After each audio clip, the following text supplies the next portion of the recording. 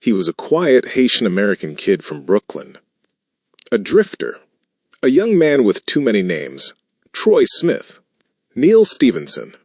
Wildman. But on July 28, 1996, everything changed.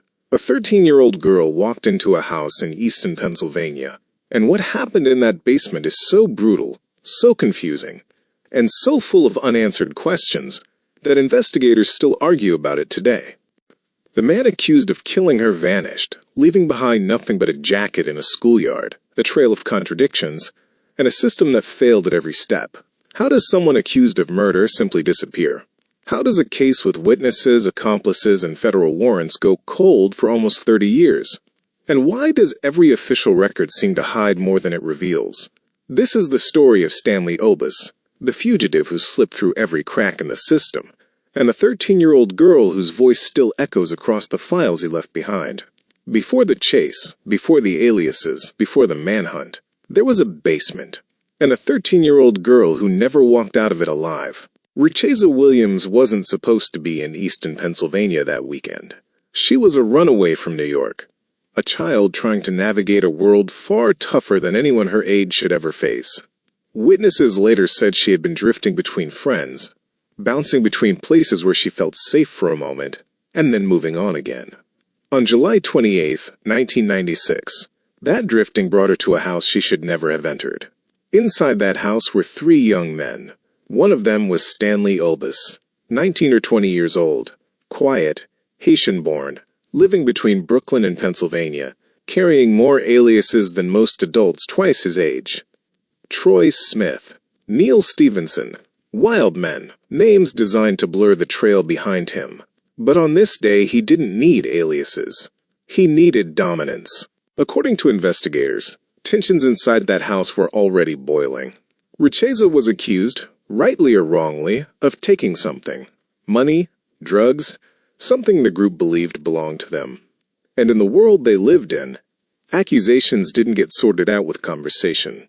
They got settled in the basement. Neighbors would later recall the sound of muffled yelling, a door slamming. Then, silence. Inside, investigators say the 3 men dragged Richezza down into the basement. Not a clean, finished basement, but one of those old Easton cellars. Concrete floor, exposed beams, dim light, the kind of place where the air feels cold even in summer. And down there, things escalated. They didn't have weapons, so they used what they could find. Items from the home, the official file says, a chillingly vague phrase that leaves far too much room for imagination. By the time they were finished, Richezza wasn't breathing. Her body wasn't left in the basement. It was moved. Hours later, she was found in a cemetery, near what locals described as a dead house, a structure used for holding bodies before burial. 13 years old. Alone. Discarded like evidence someone wanted to forget. And here's the part that still haunts investigators. 2 of the men involved were caught. One was not. On August 14, 1996, Northampton County issued a warrant for criminal homicide, kidnapping, aggravated assault, and conspiracy. 8 days later, the federal government issued their own warrant for unlawful flight to avoid prosecution. But by then, Stanley Obas was already gone. Brooklyn. Flatbush. Basements. Backrooms. Crowded streets. A trail of sightings, none confirmed. The case should have been straightforward. A victim. Witnesses. A named suspect. A warrant. Instead, it became a ghost story. Because in the days after Richezza's murder, when police came knocking, when the investigation tightened, Obas didn't wait around. And the first sign of his escape wasn't his face. It was his jacket. Abandoned. Forgotten. Left behind in a Brooklyn schoolyard, as if he shed it along with the life he didn't plan to return to. But here's the question that cracks this entire case open. If police knew who he was, if they knew where he lived, if they had witnesses and descriptions and a federal warrant, how did he disappear anyway? Because what happens next? The alleged sighting, the chase, the dispatch logs that don't match, exposes something far bigger than one runaway suspect. It exposes the cracks in the system itself. A murder suspect doesn't just disappear. Not in New York, not in Brooklyn, not unless something or someone helps him fade. For police in Easton, Pennsylvania, the first 48 hours are supposed to be the most crucial, but by the time they issued their warrant, time had already run out. Because Stanley wasn't in Pennsylvania anymore. He was back in Brooklyn, the place that shaped him, hid him, and ultimately swallowed his trail whole. Flatbush in the mid-90s wasn't a quiet neighborhood. It was a maze, dense, noisy, alive at all hours, corner stores glowing after midnight, fire escapes crossing buildings like metal spiderwebs, crowds that changed by the minute, a place where someone could blend in without even trying. And Stanley knew this world. According to FBI records, he had ties to Flatbush, friends in the area, places he could sleep, basements he could disappear into, and enough aliases to confuse anyone who didn't know him well. Troy Smith, Neil Stevenson, Wildman, those names weren't random, they were camouflage, and Brooklyn gave him the perfect wilderness to disappear in. It was one of the earliest clues after he vanished. A jacket, found in a Brooklyn schoolyard, left there like someone shrugged it off mid-flight. Was it panic? A close encounter? A quiet signal that the chase was already on? Police never fully explained why that jacket mattered. But in cases like this, clothing isn't just clothing. It's a breadcrumb, a hint of how close they might have been. But if the jacket hinted at movement, what happened next hinted at chaos. According to the narrative repeated for years, police spotted a man they believed was Obas. He was reportedly seen stepping out of a vehicle in Brooklyn around 10:45 p.m. The moment the man looked up and saw the patrol car, he ran. Officers gave chase. Alleyways, side streets, a scramble through the dark. A nighttime pursuit through Flatbush sounds cinematic, but when journalists later dug into the logs, something didn't add up. The system recorded the first official call at 1:15 a.m. more than 2 full hours after the supposed sighting. 2 hours in a manhunt is an eternity. Why the delay? Why no immediate dispatch report? Why no record in the logbooks of the exact route officers claimed to chase him down? One version places the vehicle loss at 11:30 p.m. Another claims the subject ran into a building near midnight. Another says officers cleared the area and left. 3 versions. None consistent. None properly documented. None backed by evidence. Did officers really chase him? Did they lose him? Or was the sighting never certain to begin with? One version, the one often repeated, claims Stanley slipped into a building and vanished into a stairwell. A stairwell. How does a man known by name, by face, by alias, wanted for murder, escape a stairwell? No residents confirmed it. No fingerprints were taken that matched him. No door-to-door canvas revealed anyone who saw him enter. It's as if the stairwell wasn't where he disappeared. It was where the story disappeared. Because here's the part no one explains. If a murder suspect fled into a building, where is the report of officers entering after him? Where is the evidence log? Where is the witness? Where is the camera footage? And more importantly, why does every official version contradict the last? What Brooklyn police claimed happened next, and what actually happened, are 2 very different stories.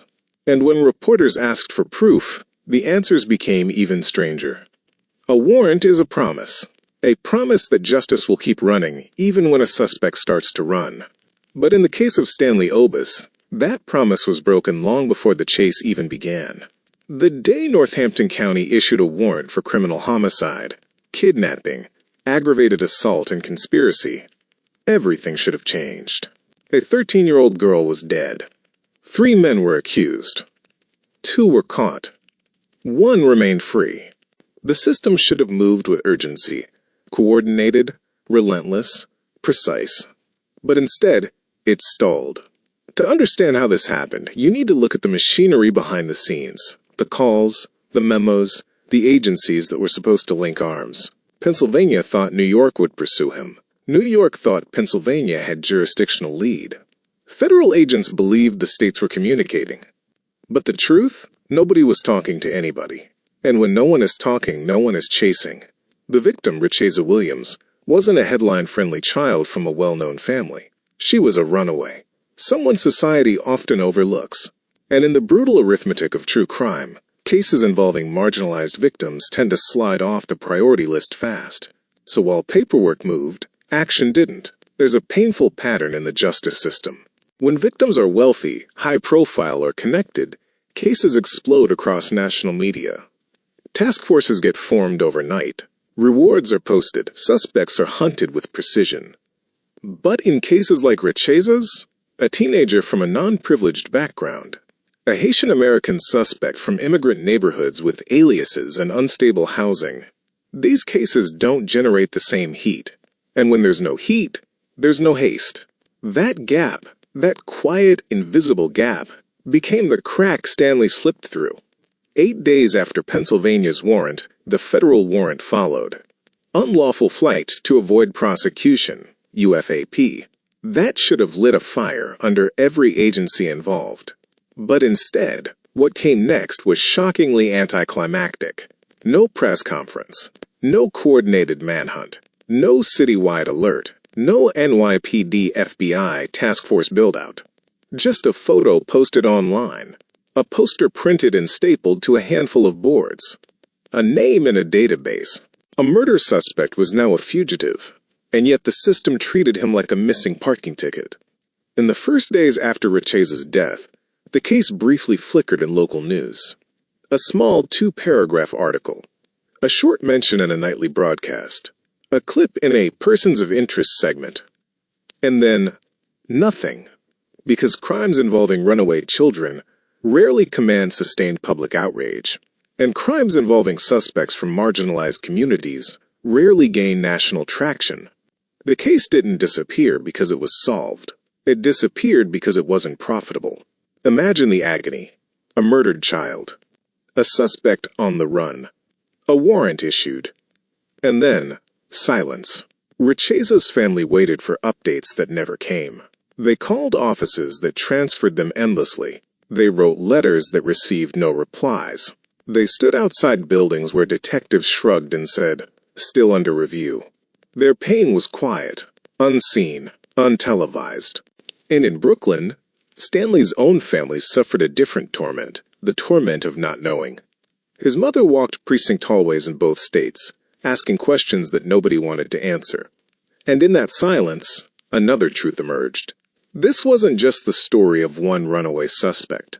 It was the story of a broken system. Before the warrant, a crime, a victim, a suspect. After the warrant, nothing but dust. And the bridge between the two, the part where justice should operate, collapsed. Because here's the disturbing truth. The system didn't lose Stanley because he was clever. It lost him because it never really looked. And just when the world began to forget him, just when his name slipped into the margins, a new tip emerged, the kind that should have reignited the entire case. But instead, it exposed even deeper failures. 10 years after the murder, a single phone call should have blown the case wide open. Instead, it showed just how lost the investigation really was. By 2006, the trail was ice cold. A teenager murdered. A suspect with 3 aliases. 2 accomplices behind bars. 1 fugitive who vanished into America's largest city like smoke. The case had drifted into that silent zone where old files go to die, stacked in metal cabinets, buried in basements, waiting for someone who might never come. And then, one afternoon, the tip line rang. A caller, anonymous, refused to give a name. The voice was described as, quote, calm, certain, and brief. He said he'd seen someone, a man who looked exactly like Stanley Obas, living in another state. No stuttering, no uncertainty. Just, he's here. I'm sure of it. Investigators wrote it down. The excitement shot through the department. Cases this cold rarely get revived. For the first time in nearly a decade, there was hope. The family, who had waited in agony for years, thought, this is it. This is the call that brings him in. And then the machinery of justice began to turn. At least, that's what should have happened. Records indicate investigators did log the tip. They noted the address. They marked the name of the motel. They listed nearby businesses. They claimed to check vehicle registrations, speak with neighbors, look at hotel records, send the information up the chain. At least, that's what the internal memos say. But what came from all that? Nothing. No arrest, no press release, no confirmation, not even a clear statement that the sighting was false. Instead, the official record reads like a fading signal. Unverified sighting, pending confirmation. No further leads at this time. And then, silence. If you plot the investigation's progress on a graphic, you get a haunting pattern. April 2006. Tip received July 2006. Follow-up unit clears case. August right pointing arrow December. No entries following years. The line goes completely gray. It's not just a gap. It's an abdication. Because this wasn't a random rumor. This was the first active lead in years. And it died in a matter of weeks. As word leaked into the community, theories began to multiply. Some said the sighting happened in the south. Others insisted he was spotted up north. Some claimed the tipster was threatened. Others believed records were sealed. Still others whispered Stanley had been living under a new identity the whole time. Nobody could agree on anything, except one thing. The system dropped the ball. Again. For Richezza's family, the tip was a spark. A tiny light after a decade of darkness. When they learned, nothing came of it. When they called and got the same rehearsed line. We're still reviewing the information. Their hope collapsed into frustration. Another lead gone. Another chance wasted. Another reminder that the case wasn't just cold. It was neglected. And this brings us to the haunting question that sits at the heart of the entire case. If that sighting wasn't Stanley, then where is he? But if it was him, how did investigators lose him twice? Because the moment this tip died, a new storm began. A storm of theories, fear, rumors, and uncomfortable truths the public was never meant to hear. And those theories, they're darker than anything the official record will ever admit. When a man disappears, the trail should end. But when a system fails, the theories begin. By the time the 2006 tip faded into silence, something eerie began to happen. The case didn't just go cold. It began to fracture, splitting into rumors, whispers, and theories whispered through neighborhoods, cafes, and precinct halls, almost as if people were trying to explain something the official files never could. How does a murder suspect disappear twice? Some people point to the obvious cracks. 2 agencies, 2 states, loose communication, logs that don't match, sightings that contradict themselves, evidence that was never stored correctly, or never existed in the first place. It's not sensationalism. It's documented. The FBI file confirms the charges against him. It confirms the aliases. It confirms the interstate nature of the pursuit. It confirms he was last known in Brooklyn. But what it does not confirm is that the agencies handling his pursuit ever worked together. And when agencies don't coordinate, fugitives don't hide. They slip. In Flatbush, the neighborhood he was tied to, some say he wasn't just hiding. They believe he was hidden, protected, shielded, tucked away in basements, back rooms, or out-of-state safe houses until the case cooled down. In immigrant communities in the 90s, especially those navigating poverty, police tension, and deep internal networks, people closed ranks fast. It wasn't loyalty to a crime. It was fear of what cooperation could bring. Could someone with connections have smuggled him away? Off the grid? Into another state? Or another country? It's possible. Because when investigators followed that 2006 tip, they found no one willing to talk. Not a neighbor, not a clerk, not a worker who saw anything. Just silence. As if someone warned them. This theory unsettles even veteran investigators. Richezza Williams, the 13-year-old victim, was a runaway. She moved through streets where people kept their heads down. Her world overlapped with groups who had every reason to avoid police.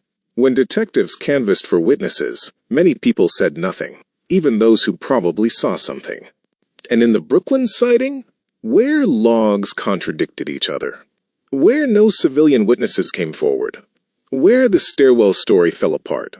People wonder if someone was pressured or threatened or simply too afraid to speak. Fear is its own eraser.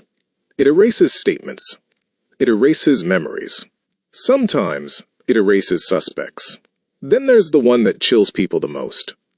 Some believe Stanley never left the country. Never died. Never dropped off the map. They believe he's been living quietly, maybe under another name, blending into the world the same way he did in Brooklyn. Unnoticed. Unbothered. Unfound. Someone with aliases like Troy Smith, Neil Stevenson, and Wildman already knew how to reinvent himself. Why not reinvent himself one more time? Others believe the opposite, that he died shortly after the murder. Maybe from street violence. Maybe from retaliation. Maybe from someone he trusted turning on him. And without a body and without a report, the case slid into a void. Sometimes fugitives don't outrun justice. Sometimes they just disappear into the cracks of a city that forgets fast. The official record gives facts, not closure. He was accused in the assault and death of a 13-year-old girl. 2 accomplices were caught. He fled to Brooklyn. He used multiple aliases. He may have had help. He is still wanted. Everything else? Everything the community whispers late at night? Everything investigators speculate when the cameras are off? Those are the shadows the system refuses to shine a light on. But here's the question that gnaws at every investigator who ever touched this case. What's worse?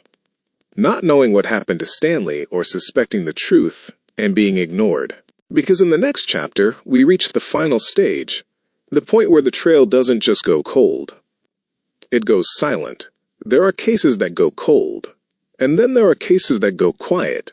So quiet it feels intentional. By the late 2000s, the name Stanley Obas had slipped out of police briefings, out of newsroom conversations, out of community forums. But the families connected to this case, both sides, were still living every day with the weight of what happened in 1996. For most fugitives, the trail eventually resurfaces. A new crime, a traffic stop, a passport attempt, a hospital visit, a fingerprint match, a cousin who talks too much, a photo that pops up online. But with Stanley? None of that happened. No sightings, no arrests, no foreign visa flags, no fingerprints, no police encounters, no digital footprint, not even a rumor strong enough to take seriously.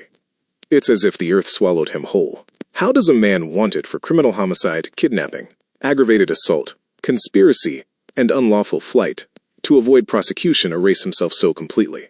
That question haunted investigators for years. Inside an evidence room, cold, fluorescent, silent, sits a fugitive file with Stanley's name on it. A photo taken in 1994. A description, 5 feet 10 inches, 130 pounds, black hair, brown eyes. Aliases, Troy Smith, Neil Stevenson. Wildman, scars on his leg and arm. Ties to Flatbush, Brooklyn. The warrant stapled to the inside has yellowed around the edges. The ink has started to fade. But the status? Active. Not closed. Not resolved. Not downgraded. He is still, to this day, a wanted fugitive. For Richezza Williams' family, the pain never softened. Time didn't heal anything. It only reminded them how little was done. Her relatives still speak of her as a bright, spirited 13-year-old. A girl who should have grown up, found her way, graduated, maybe started a family of her own. Instead, her memory is tied to a basement and a cemetery. No justice, no answers, no closure. Every year that passed, the system's silence became its own kind of cruelty. Stanley's mother carried a different burden, a quiet suffering the public rarely hears about. She walked through precincts, asking questions detectives didn't want to answer. She stood in hallways hoping for clarity. She begged for updates. Not because she wanted to protect what he might have done, but because every mother wants to know. Is my child alive? She too received nothing. No confirmation. No denial. Just nothing. 2 families. 2 kinds of grief. 1 unending silence. The deeper investigators looked into this case over time, the more disturbing the pattern became. Misplaced logs. Forgotten follow-ups. Conflicting statements. Unconfirmed sightings. Agencies that never coordinated. Tips that weren't fully pursued. Evidence that wasn't preserved. Witnesses. who were never re-interviewed, communities too afraid or unwilling to speak, a victim the media didn't fight for, a suspect the system never chased properly. This wasn't one mistake. It was hundreds of small failures that added up to a disappearing homicide. A case like this doesn't collapse overnight. It erodes, slowly, piece by piece, until there's nothing left but questions. And that leaves us here, decades later, facing a haunting truth. This isn't just the story of a fugitive. It's the story of a system that let him walk away. But before we close this case, there's one final question we need to face. Where does the story end when the trail never did? Because the answer is not what most people expect. Some stories fade because they're solved. This one faded because no one finished it. Decades have passed since that July afternoon in 1996, since a 13-year-old girl was dragged into a basement and never came out alive. Since a young man with 3 aliases walked into the shadows of Brooklyn and never walked back out. And yet, somehow the case still breathes. Open the FBI database today and you'll still see his name. Stanley Obas, wanted. Active warrant. Unlawful flight to avoid prosecution. Considered armed and dangerous. His photo hasn't changed since the 1990s. His height. His weight. His scars. His aliases. His birthplace. Haiti. His last known location. Flatbush, Brooklyn. His charges. Homicide. Kidnapping. Aggravated assault. Conspiracy. It's all still there. Unresolved. Unanswered. Unfinished. For Richezza Williams, time did not bring healing. Because healing never comes without justice. Her family still lives with no convictions for the man accused of killing her. No arrests. No trial. No closure. No moment where someone said, "We got him." Instead, her story sits suspended. Trapped between a brutal crime and a system that couldn't carry the weight of it. She never got a second chance. She never got to grow up. She never got the world she deserved. And that's the part that hurts the most. As for Stanley, there are 3 possibilities, and all of them are unsettling. He escaped and built a new life, somewhere far from Flatbush, somewhere quiet, somewhere where no one asks questions. He died years ago unreported, unidentified, buried under a name no one recognized. He's still out there watching, waiting, living in the shadow of a crime the world forgot. And maybe the scariest part? Any of these could be true. When you reconstruct every failure in this case, every missing log, every conflicting timeline, every unconfirmed sighting, every dropped lead, one thing becomes painfully clear. This wasn't a sophisticated escape. This wasn't a criminal mastermind. This wasn't a perfectly executed disappearance. This was a system that wasn't built to protect a girl like Richezza, and wasn't prepared to pursue a suspect like Stanley. A chain is only as strong as its weakest link, and this case had dozens. Was the Brooklyn sighting real, or a cover for a mistake? Why was the dispatch recorded 2 hours after the alleged chase? Why are there no consistent reports, no footage, no witness confirmation? Why did the 2006 tip fade into silence? Did someone help him disappear, or did the system simply let him slip away? And the darkest question of all, if this could happen to Richezza, how many other cases vanished the same way? This isn't just a true crime story. It's a warning, a reminder that justice is not guaranteed, that some families wait forever, that some victims never get their day in court, that some suspects walk into the shadows and never return. But as long as her name is spoken, as long as the file stays open, as long as people remember what happened in that basement, the case isn't dead. Not really. Stories like this don't disappear. They are erased, unless we fight to remember them. If you believe stories like this deserve answers, if you believe victims like Richezza should never be forgotten, help bring more eyes to her case. Subscribe to the channel, hit the notification bell so you don't miss our next deep investigations.